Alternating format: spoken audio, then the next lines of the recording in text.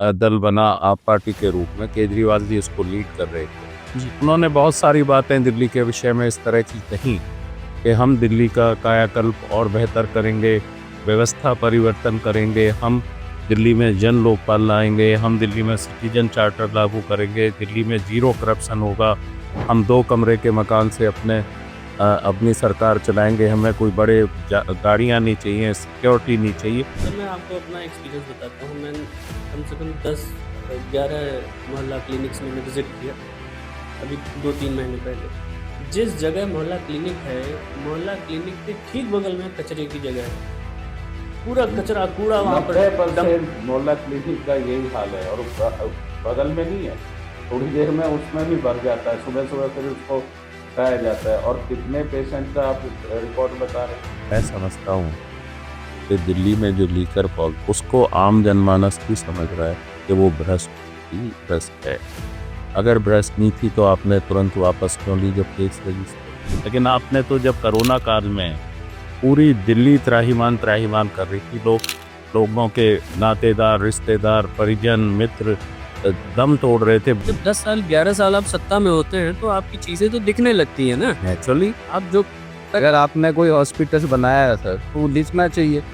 आप मोहल्ला क्लिनिक के नाम पे आप वर्ल्ड क्लास कहते रहे, किसी मिनिस्टर, किसी एमएलए, किसी चीफ मिनिस्टर ने इलाज कराया? आप तो जनरल में जाते हैं साहब। और एक एक क्षण ऐसा लगता था कि कहाँ से कोई खबर ना आए। हम लोग उसमें कोशिश कर रहे थे, कांग्रेस के साथी उस समय लोगों की पीड़ा में हाथ बटाने का। हम कम्युनिटी किचन चला रहे थे, दूसरे कार्यक्रम कर रहे थे। मैंने भी 1 महीने से ज़्यादा सुबह और शाम 1000 शाम लोगों को खाना खिलाने की व्यवस्था की थी। लोगों के साथ हम उनकी दुख तकलीफ़ों में जुड़ रहे थे। अगर कहीं ऑक्सीजन की ज़रूरत थी तो कोशिश कर रहे थे अपने संपर्कों से कि लोगों को की सांस रुके, उनको वो जिंदा रह पाएँ, इसकी व्यवस्था करते थे। ऐसे दौर में आपने क्या? नमस्कार, मैं हूं अमित द्विवेदी। आप देख रहे हैं नव प्रवाह लाइव। आज किसकी बनेगी सरकार कार्यक्रम में हमारे खास मेहमान हैं कांग्रेस के दिग्गज नेता और त्रिनगर से 2 बार विधायक रहे, शीला दीक्षित जी की सरकार में संसदीय सचिव रहे, बेहतरीन व्यक्तित्व के धनी अनिल भारद्वाज जी हमारे साथ स्टूडियो में हैं। बहुत शुक्रिया सर, आपने इतना कीमती समय निकाला हमारे लिए। थैंक यू, आपने मौका दिया, आपने यहाँ आमंत्रित किया, मैं उसके लिए आपको आभारी हूँ। सर दिल्ली चुनाव एकदम नज़दीक है विधानसभा का। कांग्रेस की क्या योजनाएं हैं? मतलब आप तो बहुत राष्ट्रीय स्तर पर भी आप काम कर चुके हैं, दिल्ली प्रदेश में इतने महत्वपूर्ण पदों पर हैं, तो क्या लगता है वो क्या कांग्रेस का क्या प्लान है? देखिए, कांग्रेस का जो विजन है, जो हमारी कांग्रेस गवर्नमेंट में श्रीमती शीला दीक्षित वाली सरकार थी, हम्म। उसने विजनरी लीडरशिप शीला जी ने दिल्ली में दी, जिसमें ओवरऑल डेवलपमेंट दिल्ली का, हम्म। चहुमुखी विकास, हम्म। हर हर स्तर पर, हर जगह, चाहे इंफ्रास्ट्रक्चर में डेवलप किया हो नए सिरे से दिल्ली में। हम्म। आप देखेंगे ग्रीन बेल्ट दिल्ली में बढ़ाया हो, जो पॉल्यूशन की समस्या है, सारे पब्लिक ट्रांसपोर्ट को सीएनजी पे लाकर, क्लीन फ्यूल पे लाकर एक बहुत बड़ा फैसला, दिल्ली वासियों के सांसों को अच्छी रहे, उनको सांस में स्वच्छ हवा मिले, हम्म। किया हो। ऐसे बहुत सारे फैसले हैं जी। जिनको उस समय कांग्रेस की गवर्नमेंट ने श्रीमती शीला दीक्षित जी के लीडरशिप में जो चल रही थी उसमें लिए। हम्म। तो हमारा जो सतत निरंतरता थी उस डेवलपमेंट की, वो बाधित हुई जब एक ऐसी सामाजिक मंच से, जिसको श्री अन्ना हजारे जी लीड कर रहे थे, और उसमें कहा गया कि इंडिया अगेंस्ट करप्शन का ये सामाजिक मंच है और इस मंच से हम कोई राजनीतिक बारी नहीं खेलेंगे।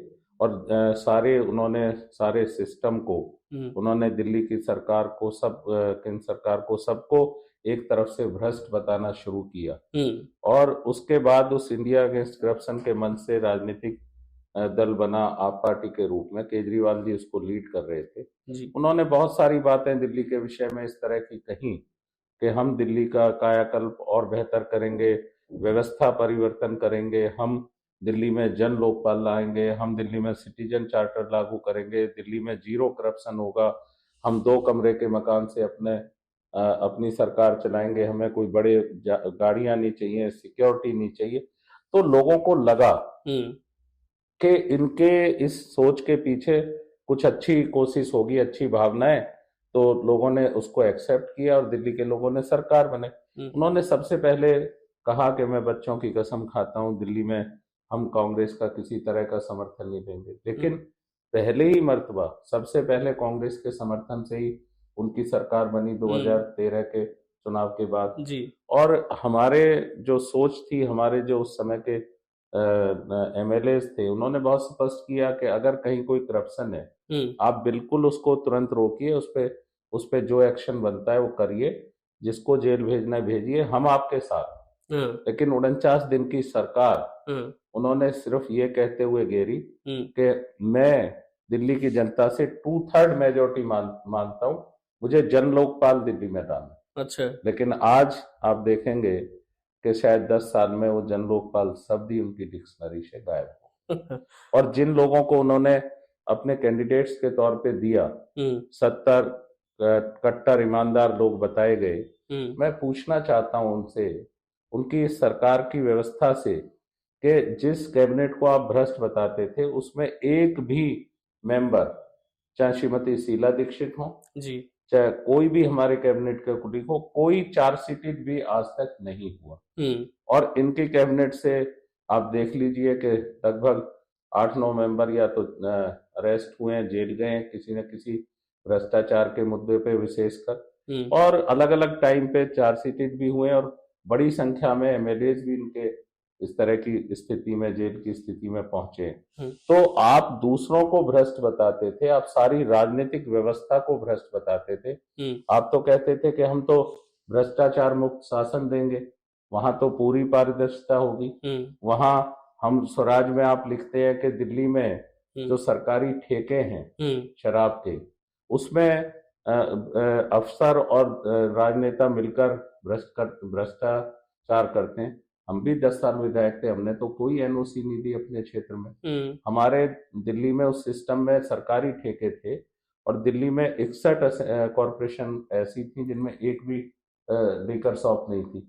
लेकिन आपने क्या व्यवस्था दी दिल्ली को? आप कह रहे थे जब आप लिखते हैं स्वराज में कि हम दिल्ली में जनता की राय शुमारी करेंगे, हम एनजीओ से पूछेंगे, आरडब्ल्यूए से पूछेंगे, महिला समितियों से पूछेंगे, ग्रामीण समितियों से पूछेंगे, और लोगों से पूछेंगे क्या आपके यहाँ कोई किसी तरह की लीकर शॉप या ठेका होना चाहिए जी। और उसके बाद हम नए सिरे से इसको प्लान करेंगे। लेकिन आपने तो जब कोरोना काल में पूरी दिल्ली त्राहिमाम कर रही थी, लोगों के नातेदार, रिश्तेदार, परिजन, मित्र दम तोड़ रहे थे। बड़ी संख्या में सबसे बदनसीब राजधानियों में दुनिया की दिल्ली रही उस दौर में, और एक एक क्षण ऐसा लगता था कि कहां से कोई खबर ना आए। हम लोग उसमें कोशिश कर रहे थे, कांग्रेस के साथी उस समय, लोगों की पीड़ा में हाथ बटाने का। हम कम्युनिटी किचन चला रहे थे, दूसरे कार्यक्रम कर रहे थे। मैंने भी 1 महीने से ज्यादा सुबह और शाम 1000 शाम लोगों को खाना खिलाने की व्यवस्था की थी। लोगों के साथ हम उनकी दुख तकलीफों में जुड़ रहे थे। अगर कहीं ऑक्सीजन की जरूरत थी तो कोशिश कर रहे थे अपने संपर्कों से कि लोगों को के सांस रुके, उनको वो जिंदा रह पाए, उसकी व्यवस्था करते थे। ऐसे दौर में आपने क्या किया? आपने एक भ्रष्ट आबकारी नीति, एक शराब की ऐसी नीति जो आकंठ भ्रष्टाचार में डूबी हुई है, आपने दिल्ली की जनता को परोस दी। अरे भैया, हमने ये तो सुना था कि कहीं कोई कपड़ों की सेल लगती है, जूतों की सेल लगती है, कहीं और चीजों की सेल लगती है। दुनिया ने देखा कि शायद दिल्ली में ऐसी सेल लगी कि एक बोतल के साथ एक फ्री। आपने गली गली, मोहल्ला मोहल्ला प्लान कर दिए ठेके खोलने का। आप शराब माफिया के साथ गठबंधन में नजर आए, और ऐसी स्थिति में वो इंडिया अगेंस्ट करप्शन के वायदे और नारे और जनता को जिनमें आपने उलझाया था, जिनमें आपने बहुत बड़ी सपने दिल्ली की जनता को दिखाए थे, वो तो चूर चूर हो गए। लोगों ने महसूस किया कि इतनी भ्रष्ट सरकार तो दिल्ली में पहले कभी नहीं आई। तो ये जो व्यवस्था परिवर्तन के नाम पे आए थे, राजनीति को बदलने के नाम पे आए थे, वो सारी उन सुविधाओं को भोगी हो गए और सारी अपने वायदे और नारों से दूर। अच्छा, इन्होंने शुरुआत तो भ्रष्टाचार को मुक्त करने से किया था। इनका विजन कुछ अलग था, ड्राफ्टिंग अलग थी इनकी। देखिए, कथनी और करनी में अंतर क्या है? आप कहते थे शीला दीक्षित भ्रष्ट है, हम 6 महीने आप सरकार में दे दो, हम जेल भेज देंगे। हाँ श्रीमती शीला दीक्षित जी स्वर्ग में है, दिल्ली के लोग जानते हैं जी। कि दिल्ली के उन्होंने किस तरह ओवरऑल डेवलपमेंट किया। मैं उनका सहयोगी था पार्लियामेंट्री सेक्रेटरी के रूप में। हम उनको देखते थे कितनी चिंतित रहती थी, गाड़ी से चलते हुए भी अगर कहीं उनको बिजली सड़क पे कहीं बंद दिख रही है, अगर और कोई कोई जल का कोई भराव दिख रहा है, कोई और दिक्कत दिख रही है, तुरंत एक्शन फोन पे तुरंत अपने सेक्रेटरी को कि इनको मिलाओ, क्या ये बात। किसका एरिया है। तो वो इतनी किंग थी, दिल्ली मेरी, दिल्ली मैं ही संवारूं। उन्होंने दिल्ली को संवारा भी, सजाया भी, दिल्ली को वर्ल्ड क्लास सिटी के रूप में उन्होंने डेवलप किया। लेकिन आज तो फिर से आपने वही स्थिति ला दी। आप उस डेवलपमेंट पे हम पूछना चाहते हैं इनसे, आपने क्या किया है 5 सालों 11 साल में? क्या एक नया हॉस्पिटल आप दिल्ली को दे पाए? हमारी सरकार ने हमने हमने 14 नॉर्मल हॉस्पिटल और 5 स्पेशलिटी हॉस्पिटल दिल्ली को दिए 15 साल में। आप सिर्फ रेनोवेशन करा के वाहवाही लूटते हैं कि बहुत अच्छी शिक्षा व्यवस्था कर दी, रिजल्ट तो आपका खराब है पहले से। क्या शिक्षा व्यवस्था आपने की? हम पूछना चाहते हैं, आप तो कहते थे टैंकर माफिया से हम मुक्त करा देंगे दिल्ली को, लेकिन आप शास्त्री नगर में यहाँ आप पूछिए, हम बैठे हैं, हम लोगों के बीच जाते हैं, लोग कहते हैं पानी है ही नहीं, गर्मी में पानी खरीद के पीना पड़ रहा है, पानी पूरी तरह दूषित आता है पानी। आज 1 घंटे और आधे घंटे आप सप्लाई दे पा रहे हैं सर्दी के मौसम तक, सर ठंडी में पानी नहीं मिल रहा है, नहीं मिल रहा है। गर्मी की और तो ये बात। स्थिति और भी सदर विधानसभा के क्षेत्रों की है। तो आपने भैया किया क्या है? सवाल ये है, आप बहुत बड़ी बड़ी बातें करके आए, 70 वायदे भी लोगों से आपने बड़े बड़े किए। आज वो वायदे और नारे तो आप पूरी तरह भूल गए। आज आप यमुना साफ करने की रोज नई तारीखें देते हैं। आप दिल्ली में पॉल्यूशन के लिए आप तारीख पे तारीख अब के हम साहब ये डिकम्पोज घोल रहे हैं। घोल में आपने क्या किया? डिकम्पोज पूसा का बड़ा क्रांतिकारी घोल। आपने कहा कि अब जो है पराली का पॉल्यूशन यहाँ नहीं होगा। आपने श्रीमान जी ऑन रिकॉर्ड 62 लाख रुपए का घोल बांटा और 16 करोड़ रुपए लगभग एडवर्टाइजमेंट पे खर्च किए उस घोल के। आपने स्मोक टावर लगाने की बात की, कनॉट प्लेस का भी स्मोक टावर में आप बिजली ना होने का बहाना करके, या तो वो खराब रहा लगातार या बंद रहा, आपने तो कहा था कि हम 70 विधानसभा में लगाएंगे। आप तो जब दिल्ली में पानी पानी हो गया, थोड़ी सी बारिश से रफ्तार रुक जाती है, आप कहते हो कोई भी अंडरपास नहीं भरेगा दिल्ली में, हमारी जिम्मेदारी है अगले साल हम। आप एक अंडरपास को कांग्रेस के टाइम में देखते थे कि मिंटो ब्रिज भरता था या कभी भर गया कोई एक दो अंडरपास, लेकिन आप आज दिल्ली की रफ्तार रुक जाती है। हमारा यही जो आपका ये अंडरपास है किशनगंज और आजाद मार्केट को जोड़ने वाला, ये अंडरपास जरा सी बारिश होती है जलमग्न हो जाता है पूरा, यहाँ से निकल ही नहीं सकते आप गाड़ी लेके भी। तो आपने जो वायदे किए, आपकी कथनी और करनी में पूरी तरह से अंतर है। आप किसी गली मोहल्ले में जाएंगे, आपको खराब सड़कें मिलेंगी। अब आप 1 महीने से बनाने के लिए आपके मेंबर वाहवाही लूटना चाहते हैं, धन्यवाद हमारी गली बनवाई, धन्यवाद हमारी पाइप की लाइन डलवाई जा रही है। अरे भैया 11 साल से क्यों नहीं? पानी की पाइपलाइन की जरूरत तो यह कई सालों से थी। तो आज इतने लंबे समय बाद आप चुनाव की आप रिपेयर कर रहे हैं सड़कों को। ये पूरी की पूरी रोड आप देखेंगे कि आपके शास्त्री नगर की जो ये मेट्रो स्टेशन से यहाँ से सर्विस लाइन है जी, आप इंदर लोक तक चले जाइए, क्या बुरे हाल में, कितनी खराब सड़क है। सड़क के नाम पे कुछ है ही नहीं, सब उबड़ खाबड़, सब एक दूसरे से उलझी हुई है, सड़कें पूरी तरह से टूटी हुई है। क्यों नहीं आपका ध्यान जाता? लोग रोज तकलीफ में आते हैं, क्यों नहीं आपका ध्यान जाता? आप आइए सदर बाजार में जो हमारी मार्केटें हैं, चाहे वो सदर बाजार हो, चाहे वो बहादुरगढ़ रोड हो, चाहे आपका दूसरे आजाद मार्केट हो, ये जो तिरपाल मार्केट हो, आप वहां पार्किंग एक भी पार्किंग लॉट नहीं बना पाए। इतना बड़ा सेक्टर था, आपने प्राइवेट सेक्टर में आपने उसको डिजोल्व कर दिया।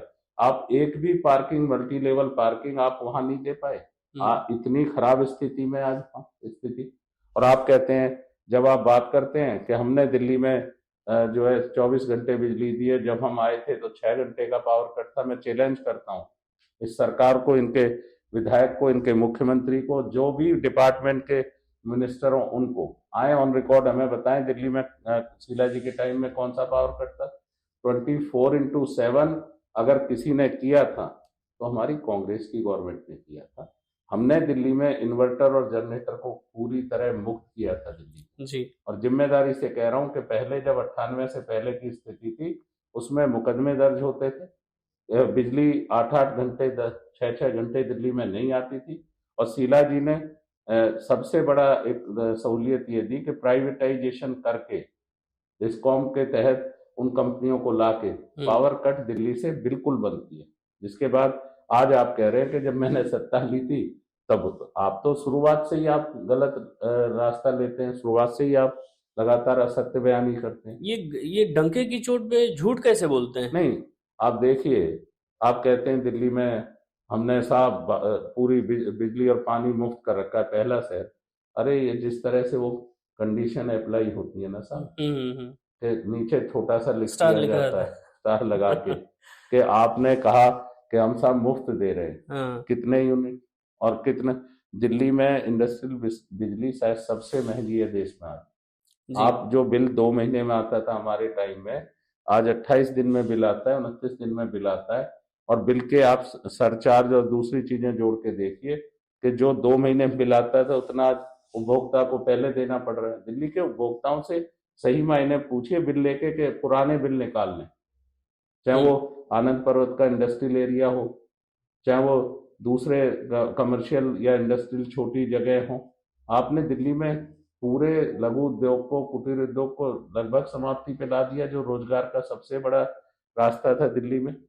आप उसमें कोई चीजें बढ़ाने की जगह आप लगातार उनको डिमोरलाइज करते रहे। तो मैं समझ नहीं पा रहा कि एक तरफ जो आप कहते हैं कि भाई हमें काम नहीं करने दिया, दिल्ली में एलजी और केंद्र सरकार हमें काम नहीं करने देती, बहानेबाजी करते हैं आप, ड्रामेटिक तरीके से विक्टिम कार्ड खेलते हैं आप। लेकिन दूसरी तरफ आप जब चुनाव आता है आप कहते हैं सबसे ज्यादा काम किया। इतना कंट्राडिक्टरी स्टेटमेंट तो आपका ही है भैया, हमने थोड़ी कहा है।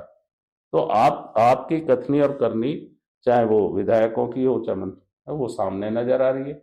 अब दिल्ली की जनता जब पूछेगी सवाल तो लोग, आप कहते हैं कि मुझ पे हमला करा जा रहा है। जब आप यात्रा करते हैं तो वो पहले जैसा तो अब कुछ है ही नहीं, बचा ही नहीं, क्योंकि लोग खुद से देख रहे हैं।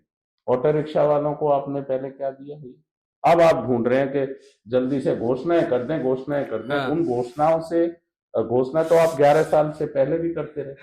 पहले आपका ट्रैक रिकॉर्ड क्या है? पहली घोषणाओं पे आपने क्या पूरा किया है, जरा वो तो बता दीजिए साहब। जब 10 साल 11 साल आप सत्ता में होते हैं तो आपकी चीजें तो दिखने लगती हैं ना। नेचुरली आप जो आप कर रहे हैं, नहीं कर रहे, कोई हॉस्पिटल बनाया है सर तो वो दिखना चाहिए। आप मोहल्ला क्लिनिक के नाम पे आप वर्ल्ड क्लास कहते रहे, किसी मिनिस्टर, किसी एमएलए, किसी चीफ मिनिस्टर ने इलाज कराया? आप तो जिंदल में जाते हैं साहब, दिल्ली की जनता को आप कहते हैं ये वर्ल्ड क्लास है, जहाँ आपको सर इंफ्रास्ट्रक्चर है ही नहीं, ना के बराबर भी नहीं। सर मैं आपको अपना एक्सपीरियंस बताता हूँ। मैं कम से कम 10-11 मोहल्ला क्लिनिक्स मैंने विजिट किया अभी 2-3 महीने पहले। जिस जगह मोहल्ला क्लिनिक है, मोहल्ला क्लिनिक के ठीक बगल में कचरे की जगह है, पूरा कचरा कूड़ा वहां पर। 90% मोहल्ला क्लिनिक का यही हाल है, और बगल में नहीं है, थोड़ी देर में उसमें भी भर जाता है, सुबह सुबह फिर उसको हटाया जाता है। और कितने पेशेंट का आप रिकॉर्ड बता रहे, जो संभव ही नहीं है। तो आप ये देखिए कि आपने दिल्ली की जनता को हेल्थ इंफ्रास्ट्रक्चर हो, कोरोना आया, ऑक्सीजन के प्लांट लगने की बात आई और आके चली गई। दिल्ली के नौजवान को जो पढ़ना चाहता है, आज आपको याद आ रहा है कि हम दलित वर्ग के बच्चों को वहां भेजेंगे, जो पहले से ऑलरेडी लागू थी। उसमें आपने 10 साल में कितने बच्चों को स्टाइफंड दिया है या मदद की है उसकी पढ़ाई में, SC/ST वर्ग की? एक बार आप बताएं तो सही।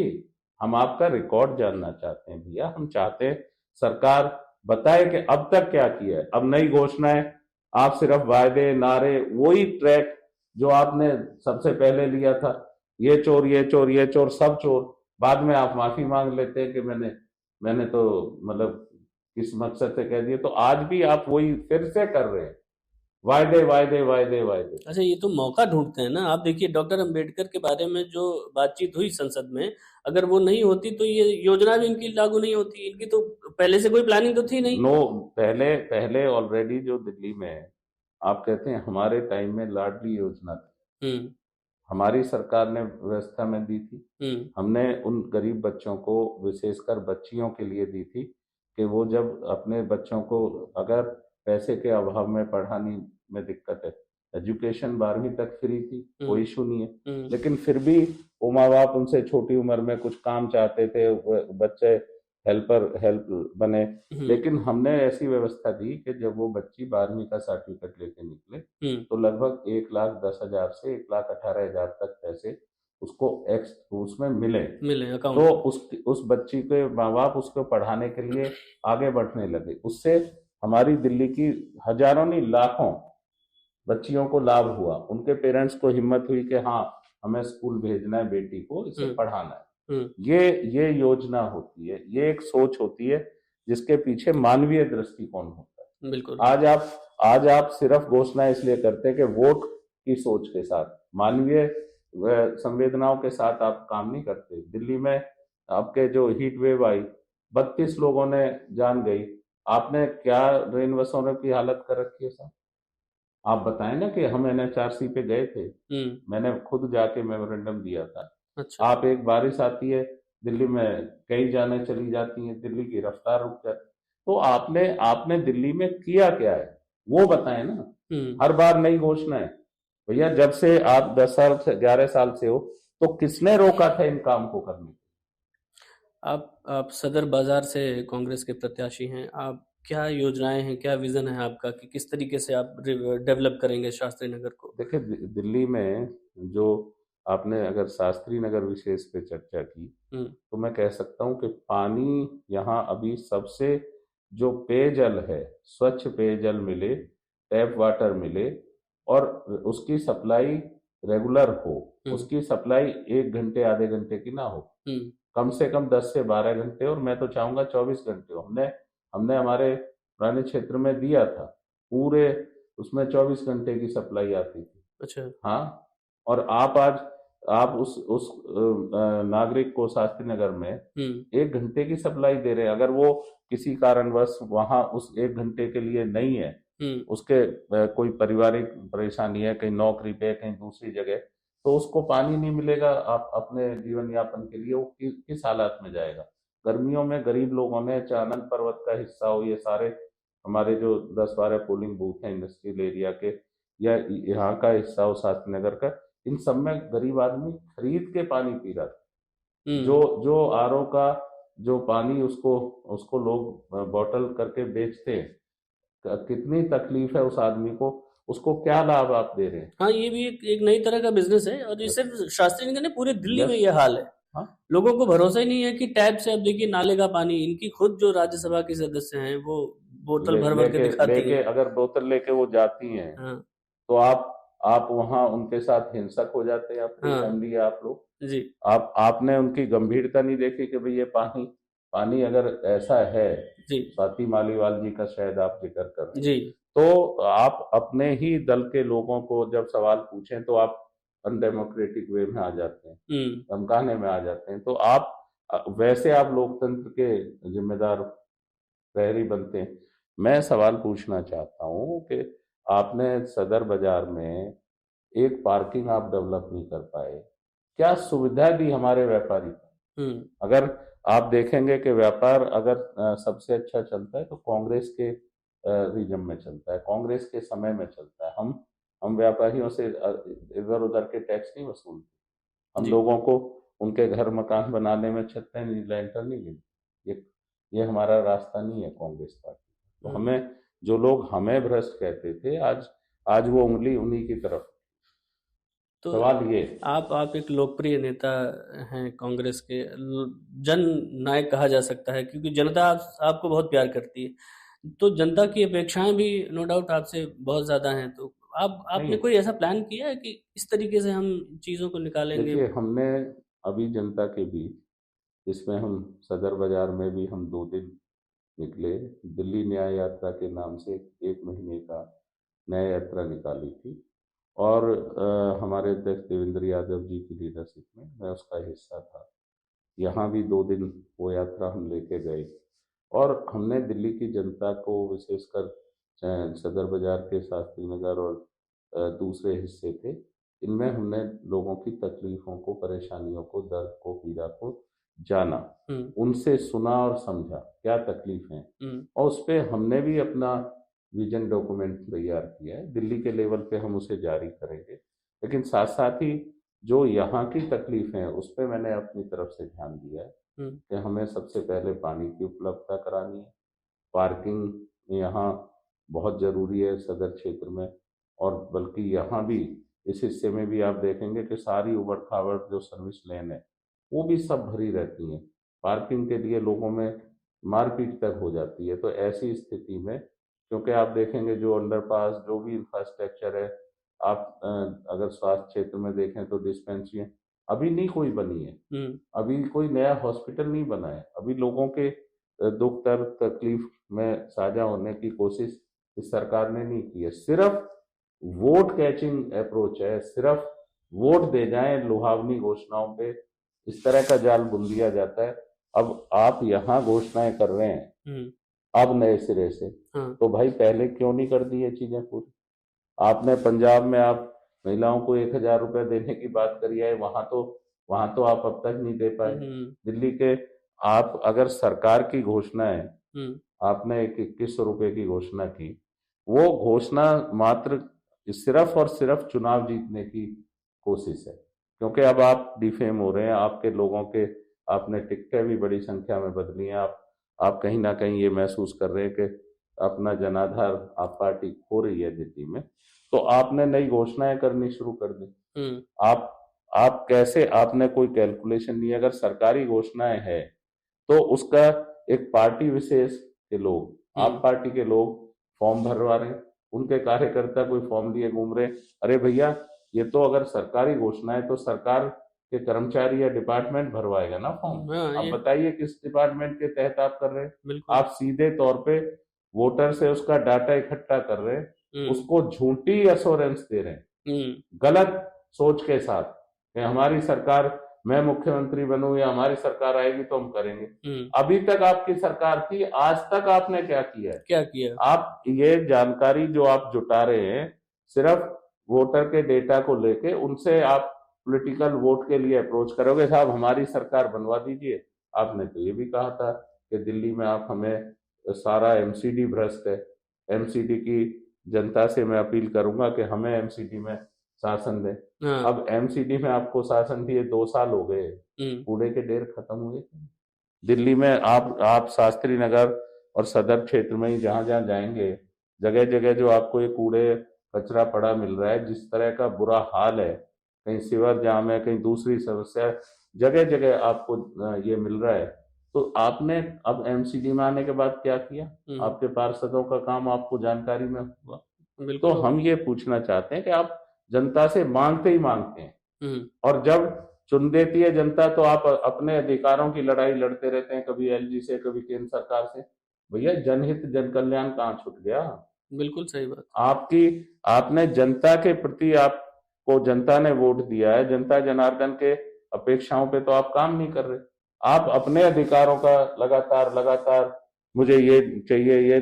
अरे भैया, जब हमारी कांग्रेस की सरकार थी, श्रीमती शीला दीक्षित चीफ मिनिस्टर थी, तो 5 साल स्वर्गीय श्री अटल बिहारी वाजपेयी जी की केंद्र में सरकार थी। हमारी मुख्यमंत्री ने तो इस तरह का कोई रोना नहीं रोया। यही नियम था, यही सिस्टम था, यही व्यवस्था थी, लेकिन हमने काम करके बताया लोगों के बीच में। हमने कभी नहीं कहा कि इस तरह से बहानेबाजी, आप गोल पोस्ट शिफ्ट करते हैं। जब जवाबदेही की बात आए, जब जिम्मेदारी लेने की बात आए, तो आप उससे तुरंत हट जाते हैं। ये तो साहब केंद्र सरकार के आदेश, तो हम इसको नहीं मानते। आप मैं कहूंगा कि एक नकारा शासन चल रहा है, एक फेल सरकार दिल्ली में 11 साल से दिल्ली की जनता को गुमराह कर रही है, भ्रम में डाल रही है, नए वादे और नारों के साथ फिर से वो अपने आप को पेश करना चाहते हैं कि इस लालच में आप वोट दे दीजिए। नुकसान किनका हो रहा है? रोजगार छिन गया दिल्ली से, 800,000 किलोमीटर से भी दिल्ली में आदमी आता था उम्मीद के साथ तो उसको रोजगार मिलता था। आज दिल्ली में रोजगार छिन गया क्योंकि आपने जो प्राइवेट सेक्टर का लघु उद्योग इनी मिनी हाउस होल्ड इंडस्ट्री थी उसको आपने मदद तो की नहीं, आपने तो उसको बस राम भरोसे भगवान भरोसे छोड़ दिया। तो आज हमारा सवाल ये है कि इन झूठी और उलझाने वाली और नए नए वायदों के साथ मत आइए श्रीमान जी, ये बताइए कि आपने 11 साल में क्या दिया है। और विशेषकर मैं यहाँ सदर के जो नुमाइंदे हैं इनके उनसे भी पूछूंगा कि भैया 11 साल में आपने कौन कौन से काम जनता के करे हैं। ये नहीं कि खाली हाँ जी हम तो नई अब के ये घोषणा कर दें फार्म भरवा दें, जनता को भ्रमित मत कीजिए। अच्छा, ये विधानसभा चुनाव के मद्देनजर हमारी टीम लगातार पिछले 1 महीने से बाहर जा रही है लोगों से, आम जनता से बात करने। तो हमने एक चीज़ देखा है, कई लोगों से बात किया तो वो कहते हैं कि ये जितना विकास हुआ है दिल्ली में, मैं आम जनमानस की बात बता रहा हूँ आपको, चाहे वो एक रिक्शा चलाने वाला हो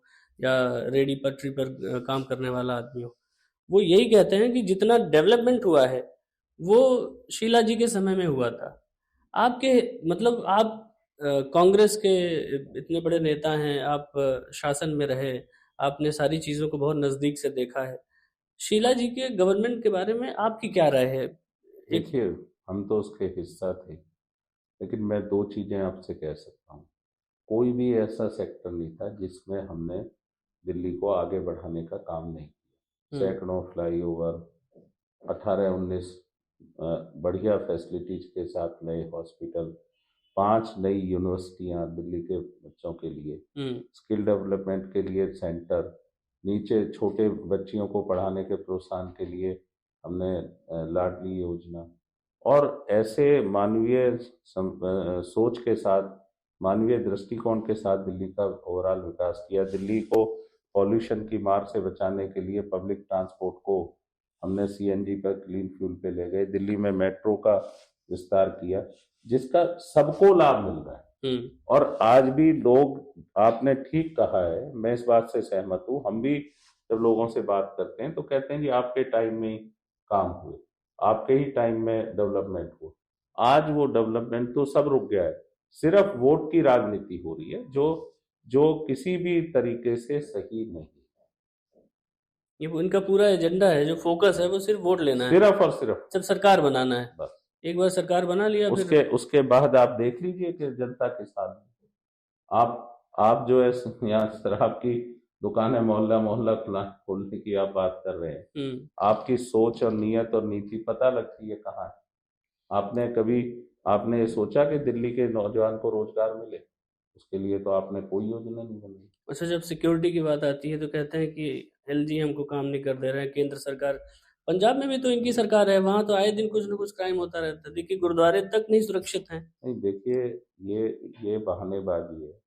और ये बहानेबाजी, मैंने कहा कि जब शुरुआत की थी तो 2 कमरे का मकान, कोई सिक्योरिटी नहीं चाहिए जी, हमें किस लिए चाहिए जी। हुँ, शीला जी की जो सुविधाएं मकान में थी या सिक्योरिटी की थी उससे कहीं कहीं ज्यादा इन्होंने भोगी हैं। चाहे वो गाड़ियों का काफिला हो, चाहे सिक्योरिटी पर्सन्स या पर्सनल सिक्योरिटी गार्ड्स की संख्या हो, बड़ी संख्या, हुँ, चाहे घर में एयर कंडीशन की बात हो। आपने और दुनिया ने देखा, प्रेस के माध्यम से ही देखा साहब, हमने जी, जी। मीडिया के एक्सपोजर में ही देखा कि एक रेनोवेशन पे चीफ मिनिस्टर 45 करोड़ रुपए सरकारी खर्च करते हैं, पीडब्ल्यूडी और दूसरे डिपार्टमेंट के। और उसके अलावा भी ये पता लगता है बाद में कि वहाँ जो है वो टॉयलेट भी, उसमें भी गोल्ड के प्लेटिंग थी जगह जगह। तो आप वो मुख्यमंत्री या वो नेता तो नहीं है जो इंडिया अगेंस्ट करप्शन के मंच का इस्तेमाल कर सकते मतलब हैं। शीश महल वाली जो आप तो बात है। शीश महल में आपने जो व्यवस्थाएं की हाँ, अपने स्तर पे भी नजर आ रही हैं अलग से। तो क्या ये वही अरविंद केजरीवाल है? और मैं समझता हूँ कि इससे बड़े धोखा लोगों के साथ क्या हो। और वो भी उस समय डेवलप कर रहे थे जब जनता कोरोना काल में त्राहिमाम था। आपको श्रीमान जी लोगों के बीच में मुख्यमंत्री के तौर पे होना चाहिए था, उनके दुख तकलीफों में साथ खड़ा होना चाहिए था। अब चुनाव आ गया, फिर आपका एजेंडा वहीं आ गया, मैं तो लोगों के लिए काम करना चाहता हूँ। अब तो कोर्ट ने ही मना कर दिया, अब हुँ। जनता मुझे चुन दे। क्यों चुनेगी जनता जब आप चीफ मिनिस्टर बन ही नहीं सकते? आपको अभी केस से राहत नहीं है, तो आप हम्म। किस तरह से लोगों से गलत असत्य बात है? जो पर्सनली जाके फार्म भर रहे हैं, पर्सनली फॉर्म भर रहे हैं घर फिर पे तो। क्यों भर रहे हैं? सरकार आपकी थी, किसी ने रोका था क्या? इस अब आप फार्म भर रहे हो प्राइवेट उस पे, आपकी पार्टी फार्म भरवा रही है, सरकार नहीं। सरकार फिर नहीं। आप कह देंगे कि साहब इन्होंने हमें परमिशन नहीं दी। जो जो आपके प्रीव्यू में था वो तो आपने कभी कुछ किया नहीं। अब आप फिर यहाँ से निकलेंगे, बाहर निकल के कोई गवर्नमेंट बन जाए तो आप कह देंगे कि हमें तो इसकी परमिशन नहीं दे रही थी सेंट्रल गवर्नमेंट। आपने बजट का एलोकेशन किया, आपको फाइनेंशियल अप्रूवल फाइनेंस डिपार्टमेंट से मिली है क्या? तो किस लिए आप ये असत्य परोस रहे हो जनता के बीच, सिर्फ उनको भ्रमित करने के लिए? अच्छा, कभी कभी एक सवाल जहन में आता है कि ये बेचारे हैं या ऑर्गेनाइज्ड प्रोसेस है इनका काम करने का? अब देखिए कि जनता ने रूप भी देखा है, और बड़ा मतलब जिस तरह एक विक्टिम कार्ड ये मैं समझता हूँ इस्तेमाल करते हैं, इमोशनल विक्टिम कार्ड, वो अपने आप में एक अलग ही सवाल है।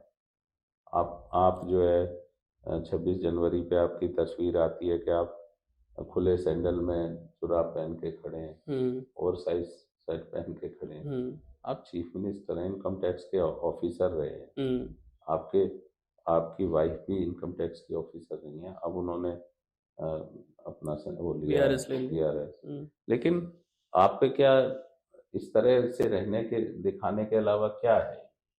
अगर दिखावा नहीं है तो क्या है? क्या अच्छी शर्ट या व्यवस्थित कपड़े या ड्रेस पहन के जनता की सेवा नहीं हो सकती?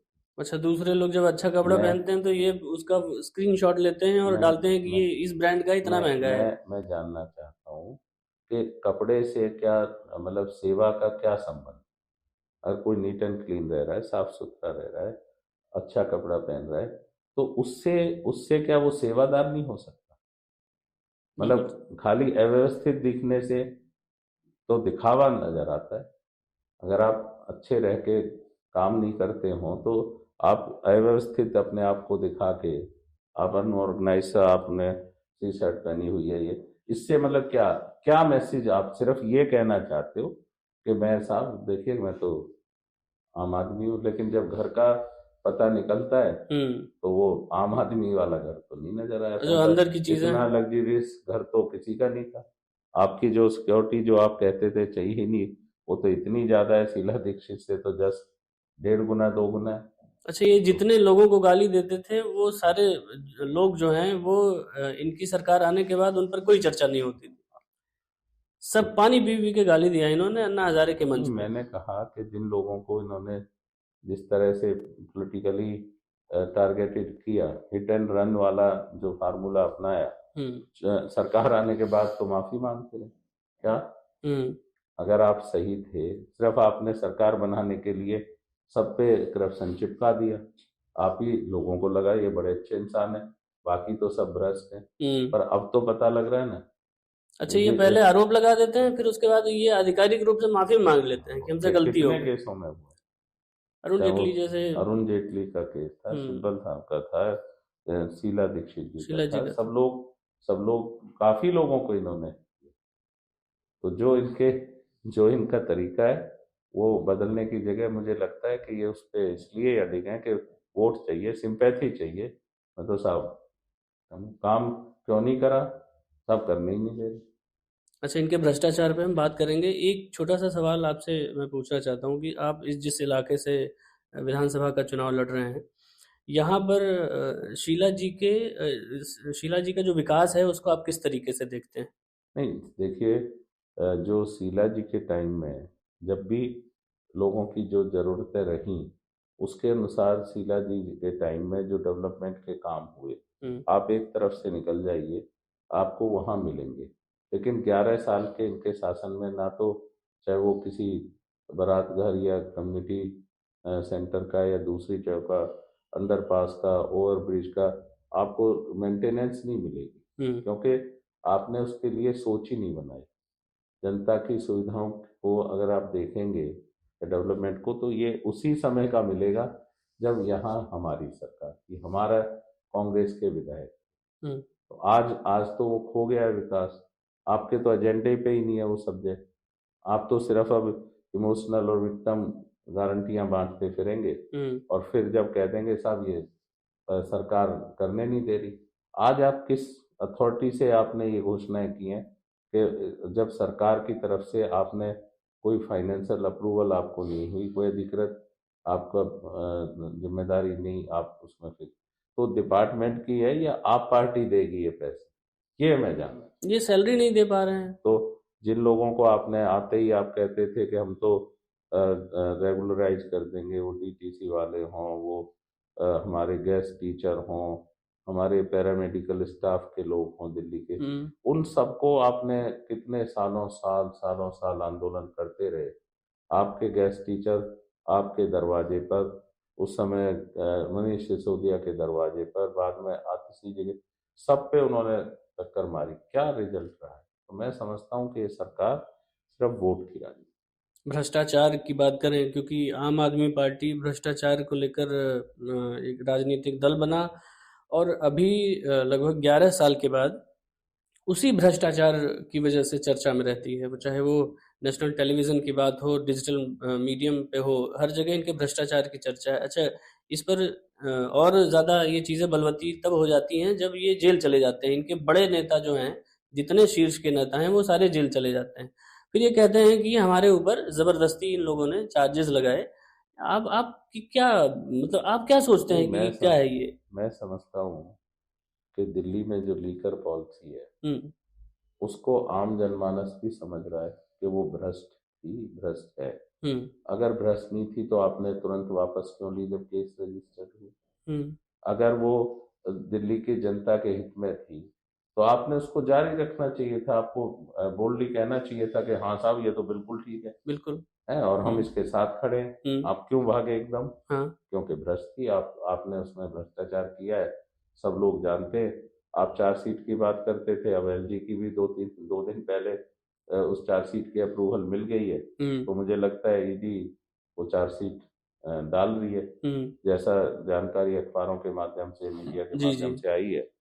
तो ऐसी स्थिति में अगर कोर्ट ये देखती है कि आपको गलत तरीके से आपको वहाँ बंद किया गया है जेल में, तो आपके पास साक्ष्य होंगे। आपके वकीलों ने बड़े बड़े वकील आपने किए हुए थे, तो महीनों महीनों आपको सालों साल जैन साहब सत्यपाल जैन जी 2 साल से ज़्यादा जेल में हुँ, गुजारने पड़े, और जब बड़ी मुश्किल से और कंडीशनल है बेल मिली हुई है। ये तो सब लोगों को। तो मुझे नहीं समझ आया कि अगर आप ठीक हैं तो कोर्ट तो न्यायालय तो उसको देखेगा ना। बिल्कुल, अगर आपको हो सकता है महीने 15 दिन कोई धक्के से किसी गलत तरीके से आपको डाल दिया जेल में, लेकिन सालों तो नहीं डाल सकते। आप कोई बिल्कुल। कॉमन आदमी नहीं है, आप चीफ मिनिस्टर या मिनिस्टर्स हैं कैबिनेट हुँ, के। आपके वकीलों ने बातें रखी होंगी। तो अगर कोर्ट को ये लगता था कि आप ठीक हैं, तो आपको बेल देने में उन्हें कोई दिक्कत नहीं होनी चाहिए थी बिल्कुल। टाइमली। तो लंबे टाइम आप और कंडीशनल बेल पे रिलीज किया जाता है, हुँ, तो इसका मतलब तो कहीं ना कहीं बड़ा भ्रष्टाचार कोर्ट को भी कहीं ना कहीं उसमें नजर आता है ना। जो एजेंसियां हाँ, जो दावे कर रही है, तो उसके साथ कोर्ट कहीं ना कहीं तो उनमें महसूस कर रहा है ना। वही एजेंसी तो साक्ष्य के आधार पे चीज़ें रखेगी ना, वो तो कोई निजी दुश्मनी तो है नहीं नहीं, उनकी। उसमें उसमें कहीं ना कहीं मैं समझता हूँ कि बिल्कुल लिकर जैसी इशूज पे, दूसरे इशूज पे जहाँ काफी बड़ी संख्या में इनके लोग अरेस्ट हुए अलग अलग टाइम में, हो सकता है कोई कोई एक आध केस किसी के ऊपर कोई धक्के का हो, मैं ये नहीं कह सकता कि लेकिन बाकी तो अगर लीकर पॉलिसी की बात है तो सब जग जाहिर है, खुल गई परतें। हुँ, चाहे वो शराब के व्यापारी थे, माफिया थे, वो सरकारी गवाह बन के या अपनी बात रख के बता रहे हैं ना, आपके हुँ, अपने अधिकारी कह रहे हैं कि हमसे किस तरह से साइन कराए गए। तो ऐसी स्थिति को मैं भी अपने आप को ईमानदार कहना, हुँ। इससे ज्यादा असत्य और इससे ज्यादा मैं कहूँगा क्या बेशक।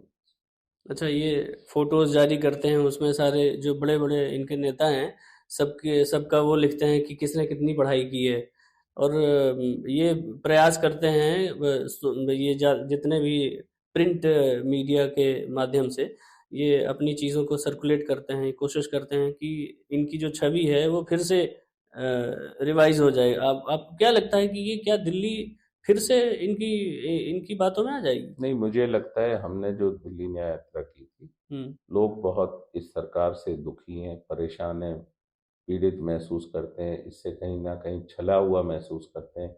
इनके धोखे को लोग समझ गए हैं हुँ, और मैं ज़िम्मेदारी से कह सकता हूँ कि अब ये कोई भी जाल झांसे का इस तरह का जैसे स्कीम डालते हैं ये कि अब ये कर देंगे आगे, हम ये कर देंगे, तो वो अब झांसे में दिल्ली की जनता आने वाली नहीं है।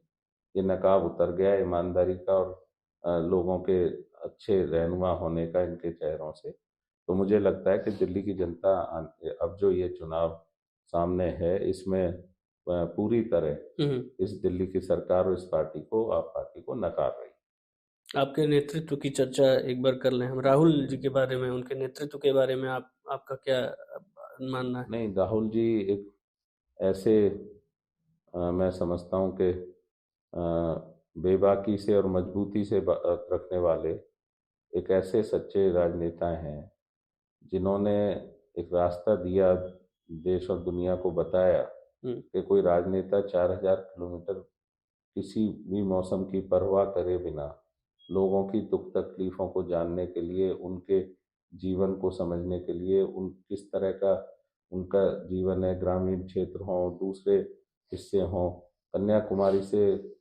कश्मीर के श्रीनगर तक हुँ, बिना रुके, बिना डरे 4000 किलोमीटर अगर लोगों के लिए तय करता है, तो वो एक सामान्य नेता नहीं है, वो कहीं न कहीं बहुत दूरदर्शी और बहुत मजबूत विल पावर के नेता हैं हुँ, और वो लगभग सभी मुद्दों पर हुँ, आज वो लीडर ऑफ अपोजिशन है लोकसभा में। कांग्रेस पार्टी का सपोर्ट तो उनके साथ है ही, लेकिन आम जनमानस भी ये महसूस करता है कि राहुल जी एक सत्य की लड़ाई लड़ रहे हैं। लोगों को उनकी लीडरशिप में भरोसा है। वो संविधान रक्षा की भी लड़ाई लड़ रहे हैं, वो लोकतंत्र की भी लड़ाई लड़ रहे हैं हुँ। और हम ऐसे लीडर के साथ महसूस करते हैं कि अपने आप को साथ खड़ा रह कर उनके साथ काम करने के लिए, उनकी लीडरशिप में काम करने के लिए और कांग्रेस निश्चित तौर पर आने वाले समय में अच्छा रास्ता, अच्छा मुकाम हासिल करे। पुराने समय जैसी ही कांग्रेस की लीडरशिप और कांग्रेस का नेतृत्व आप उभरेगा। अपने क्षेत्र के लोगों के लिए क्या कहना चाहेंगे? क्या अपील करना चाहेंगे? नहीं, मैं तो सीधे तौर पे इस बात को कहूँगा कि लोग किसी तरह के झूठे नारे और वायदों के बहकावे में ना आए और किसी तरह के छलावे में ना आए। जो उन्होंने 11 साल में महसूस किया है अपने अपने क्षेत्र और अपने आसपास के वातावरण के बारे में, हुँ, अपने बच्चों का भविष्य देखते हुए, हुँ, अपने परिवार की सुरक्षा और दूसरी चीज़ों को देखते हुए, ये ज़रूर मैं कहूँगा कि वो जो बात थी ना कि वायदा तेरा वायदा, हुँ, वायदे पे मैं मारा गया, बंदा मैं सीधा साधा। हुँ, तो जिन लोगों ने आशाएं उम्मीदें रखी इनसे, हुँ, उनकी आशाओं में उम्मीदों पे पानी फिरा है।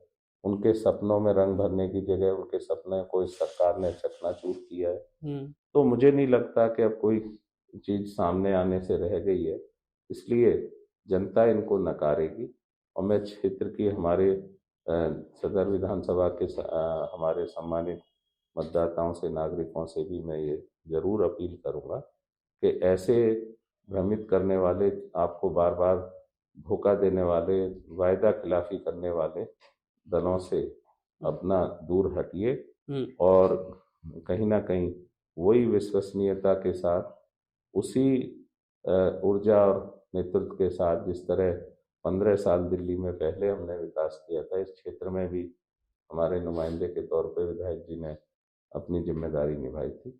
हम उसी ऊर्जा के साथ और मानवीय संवेदनाओं के साथ, मानवीय दृष्टिकोण के साथ इस क्षेत्र की सेवा करना चाहते हैं।